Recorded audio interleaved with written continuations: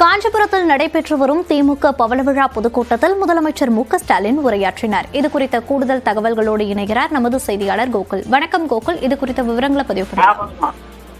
காஞ்சிபுரம் நடைபெற்ற திமுகவுடைய பவள விழா கூட்டத்தில் கூட்டணி கட்சி தலைவரெல்லாம் கலந்து கொண்டிருக்கக்கூடிய நிலையில திமுக தலைவரும் முதலமைச்சருமான மு.க.ஸ்டாலின் தற்பொழுது இறுதியாக உரையாற்றிருக்கிறார். இதில் பல முக்கியமான விஷயங்களை பேசியிருக்கார். குறிப்பாக கூட்டணியில் குழப்பத்தை ஏற்படுத்துவதற்கு சிலர் முயற்சி செய்கிறார்கள். இது கொள்கை ரீதியான கூட்டணி. இந்த கூட்டணியில் எந்த குழப்பத்தையும் யாரும் ஏற்படுத்த முடியாது என்ற ஒரு கருத்தை முன்வைத்திருக்கார். அதே போல ஒரே நாடு ஒரே தேர்தலுக்கு எதிர்ப்பு தெரிவித்து இந்த கூட்டத்தில் அவர் உரையாற்றிருக்கார்.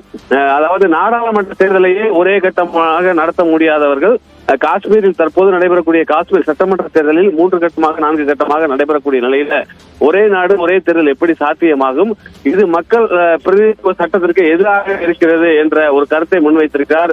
அதே போல மாநில சுய பவள விழா காணக்கூடிய நம்முடைய கட்சி 100 ஆண்டு காலத்துக்கும் மாநில சுயாட்சியை எப்படி மீண்டும் மாநில சுயாட்சிக்காக போராட வேண்டும் என்ற ஒரு கருத்தையும் முதலமைச்சர் இந்த கூட்டணி கட்சி தலைவர் மத்தியில் பேசும்போது உரையாற்றிருக்கார். பல்வேறு கருத்துக்களை முன்வைத்திருக்கக்கூடிய முதலமைச்சர் இந்த கூட்டணி கொள்கை ரீதியான கூட்டணி, இந்த கூட்டணியில் எந்த குழப்பத்தையும் யாராலும் ஏற்படுத்த முடியாது என்ற ஒரு கருத்தை வலிமையாக கூட்டணி கட்சி தலைவர் இருக்கக்கூடிய நேரத்தில் பேசியிருக்கிறது ஒரு முக்கியத்துவம் வாய்ந்ததாக பார்க்கப்படுகிறது.